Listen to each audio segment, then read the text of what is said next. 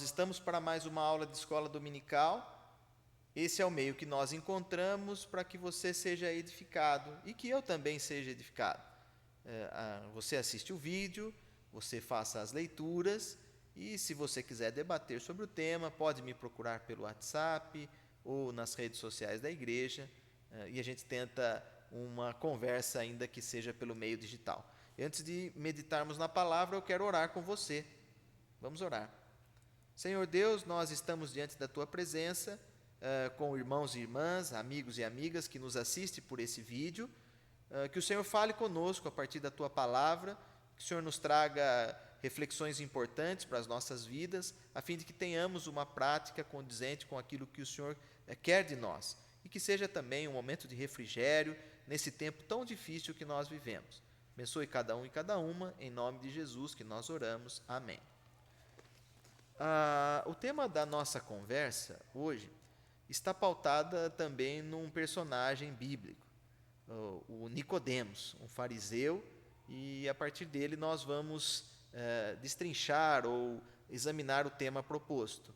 O tema é Nicodemos entre a religiosidade e a regeneração. Nicodemos entre a religiosidade e a regeneração. Eu convido você a abrir a sua Bíblia no Evangelho segundo São João, capítulo 3, nós vamos ler do primeiro verso até o verso de número 15. E assim diz a palavra do Senhor. Havia entre os fariseus um homem chamado Nicodemos, um dos principais dos judeus. Este, de noite, foi ter com Jesus e lhe disse: Rabi, sabemos que és mestre vindo da parte de Deus, porque ninguém pode fazer estes sinais que tu fazes, se Deus não estiver com ele. A isto respondeu Jesus: em verdade te digo, que se alguém não nascer de novo, não pode ver o reino de Deus. Perguntou-lhe Nicodemos: como pode um homem nascer de novo, sendo velho? Pode porventura voltar ao ventre materno e nascer segunda vez? Respondeu Jesus: em verdade te digo, quem não nascer da água e do Espírito, não pode entrar no reino de Deus. O que é nascido da carne é carne, e o que é nascido do Espírito é Espírito.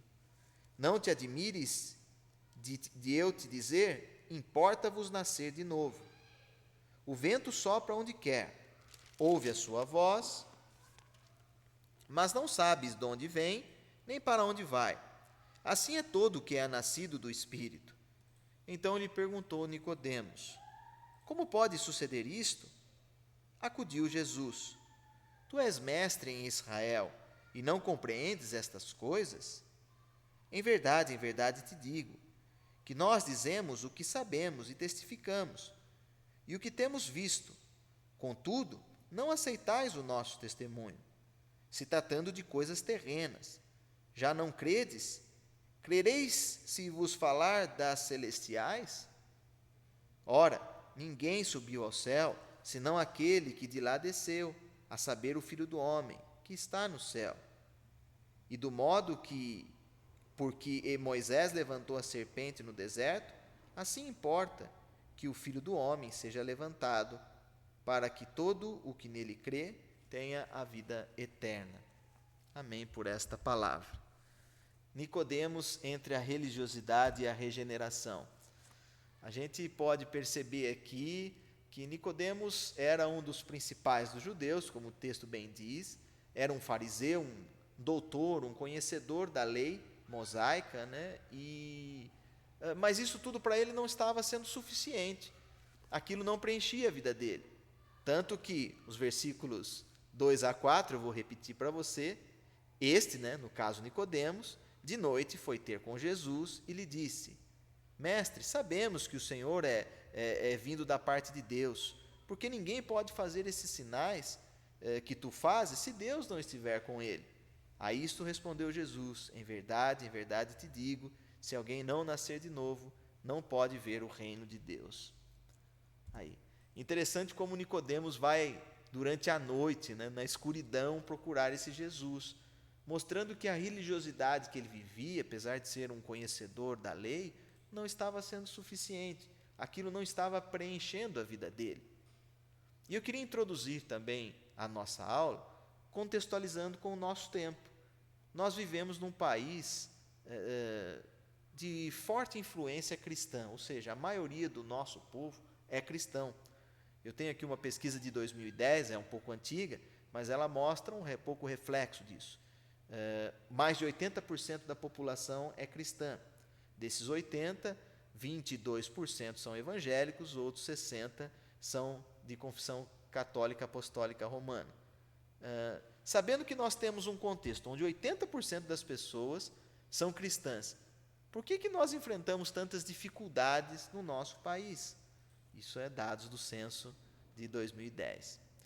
E aí, então, pensando nessa nossa conversa, a gente pode dizer que os chamados cristãos nominais, gente que se declara cristã, até tem na nomenclatura, na estatística, são pessoas da religião cristã, mas eles não praticam o Evangelho de Jesus.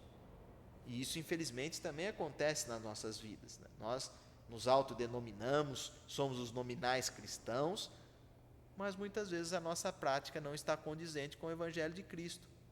Até achamos legal, admiramos, mas não nos convertemos de fato e de verdade a Cristo Jesus. E aí vem então a nossa pergunta: por que nós vivemos essa religiosidade vazia, ou essa falsa religiosidade? Por isso Nicodemos estava entre a religiosidade e a regeneração. Precisava desse encontro com Cristo, e onde Cristo propõe para ele um novo nascimento. Ele precisava desse novo nascimento, não o nascimento da carne, sim, um nascimento da água e do Espírito, para que ele pudesse ter uma vida relevante. Assim também somos nós. Ao encontrar-se com Nicodemos, um mestre dos judeus, um doutor da lei, Nicodemos, uma pessoa importante na cultura e na religião judaica, Jesus mexe com um problema muito latente nos evangelhos, a gente pode perceber. É a questão da falsa religiosidade.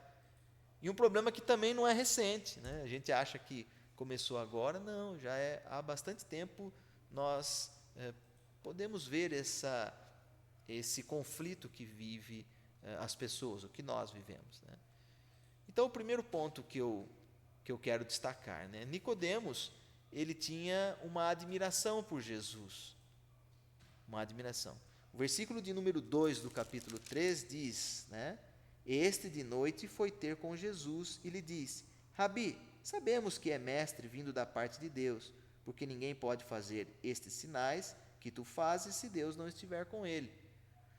Percebam que ele sentiu essa admiração e o que fez ele aproximar-se de Jesus, ainda que às escuras, para que ninguém o visse, os seus comparsas, os demais religiosos do seu tempo não o criticassem. Ele fez essa visita noturna ao Senhor Jesus, mas ainda faltava essa transformação na vida de Nicodemos.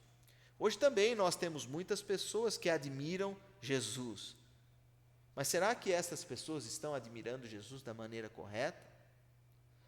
Jesus muitas vezes é confundido e admirado erroneamente. Quem de nós nunca ouviu um apelo de alguém dizendo que se você se converter a Cristo, todos os problemas da vida vão se resolver? Tremenda enganação. E às vezes a gente, por alívio de consciência, queremos ficar bem com esse Jesus, mas não queremos ser discípulos e discípulas de verdade. E aí eu extraí de um texto, se você conseguir ler as citações que eu vou fazer aqui, são só citações de pessoas que são estudiosos do tema, que o conhecido autor Dietrich Bonhoeffer, já do século passado, mas ele deixa aqui reflexões importantes para nós pensarmos o que é ser um discípulo, uma discípula de Cristo. Ele diz assim: o discípulo é aquela pessoa arrancada da sua relativa segurança de vida e lançada à incerteza completa. Veja só, Aqui a gente pode pensar no Nicodemos e em nós, né? Nós também somos tão fechadinhos nas nossas certezas, nos nossos dogmas, e quando Jesus vem e fala para ele, olha, tudo isso que você tem de conhecimento vai ter que ser regenerado a partir do novo nascimento, Nicodemos. Esse é o passo que faltava àquela pessoa religiosa e que muitas vezes falta para nós. Saímos dessa nossa relativa segurança de vida, das nossas certezas, e caímos completamente, né, na incerteza de Jesus, né, que é a proposta dele, o caminho de Jesus para nós. Continuando ainda citando Dietrich Bonhoeffer, do livro O Discipulado, né, Discipulado é o tema do livro, ele diz assim, o chamado ao discipulado é, portanto, um comprometimento exclusivo com a pessoa de Jesus Cristo, a subversão de todos os legalismos mediante a graça daquele que chama. Isso eu entendo assim, você tem a liberdade de pensar também da maneira que sentir-se tocado, mas nós muitas vezes somos mergulhados em legalismos, em fundamentalismos, tudo que é ismos, né?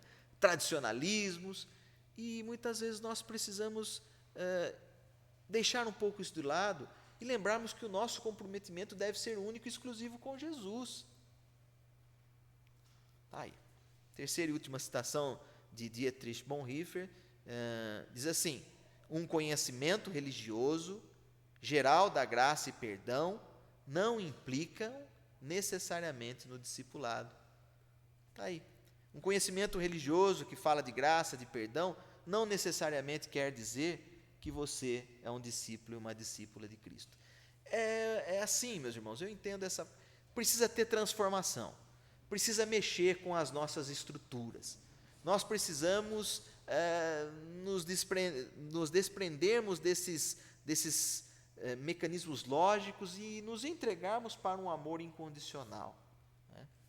Pensando a partir de Nicodemos. Quem era Nicodemos? O texto bíblico fala para nós que ele era um fariseu. Os fariseus eram aqueles que se autodenominavam os conhecedores das leis. E por isso eles entendiam que a salvação vinha pelo cumprimento ou a observância das leis. Por isso eram pessoas extremamente conhecedoras da religião judaica. Agora, a partir desse encontro com Cristo, ele teve uma transformação de vida, né? Foi regenerado.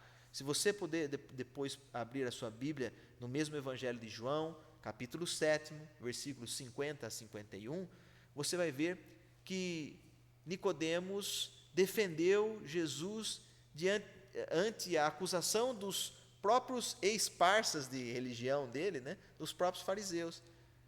Nicodemos o defende quando Jesus é acusado injustamente por aquele grupo de religiosos fundamentalistas ou, digamos assim, né, cuidado com os termos, mas pessoas legalistas, digamos, melhor ainda, né?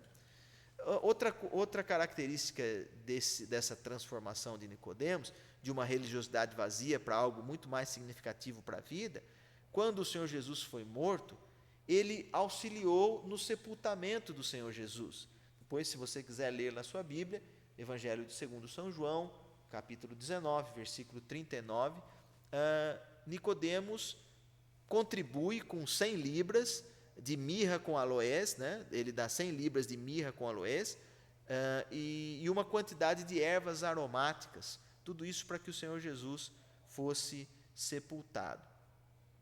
Então, está aí, né? Um pouco desse relato da vida de Nicodemos. Ele era um fariseu considerado como um intelectual, um conhecedor das leis. E a gente tem nas nossas comunidades muitas pessoas inteligentes, né, que conhecem bem. Agora eu queria fazer uma reflexão com você do que um autor também bastante conhecido fala, do que é razão científica, né, ou uma razão ligada à tecnologia, e também a razão sensível, que é aquela do coração. E dizendo que é preciso ter, né, essa ligação de razão, né, do intelecto, aquela que vem do pensar, do que nós buscamos nos livros, e ter também um encaminhamento, uma parceria com aquilo que nasce no nosso coração, as transformações, a nossa sensibilidade. Então veja o que diz o autor Leonardo Boff num artigo que ele publicou em 2014. Ele fala assim: toda a nossa cultura moderna, ela se exacerbou ou se intensificou na inteligência racional, até o ponto de nos tornarmos irracionais, com a criação de instrumentos que nos autodestroem ou de autodestruição, e a devastação de todo o nosso sistema Terra. Precisamos resgatar a inteligência sensível, a cordial, que é o centro das nossas emoções, dos nossos sentimentos, do amor, do cuidado, dos valores e dos seus contrários. Aí, continuando ainda a citação do Leonardo Boff, ele diz assim: temos que enriquecer a inteligência intelectual e instrumental, da qual não podemos prescindir se quisermos dar conta dos problemas humanos. Mas, sozinha, ela se transforma em fundamentalismo da razão, que é a loucura, capaz de criar, por exemplo, o Estado Islâmico, que degola todos os que são diferentes. Está vendo? Está aqui um pouco do que nós queremos debater, né? Não adianta só os conhecimentos técnicos, a razão, é preciso ter coração, é preciso ter sentimento nisso aqui. O que faltava para os religiosos na época de Nicodemos e que muitas vezes falta para nós, né? Somos muito bons, aí temos aí os grandes doutores, mas talvez esteja faltando essa sensibilidade. Estou falando mais da minha vida e aí cada um faça a sua análise.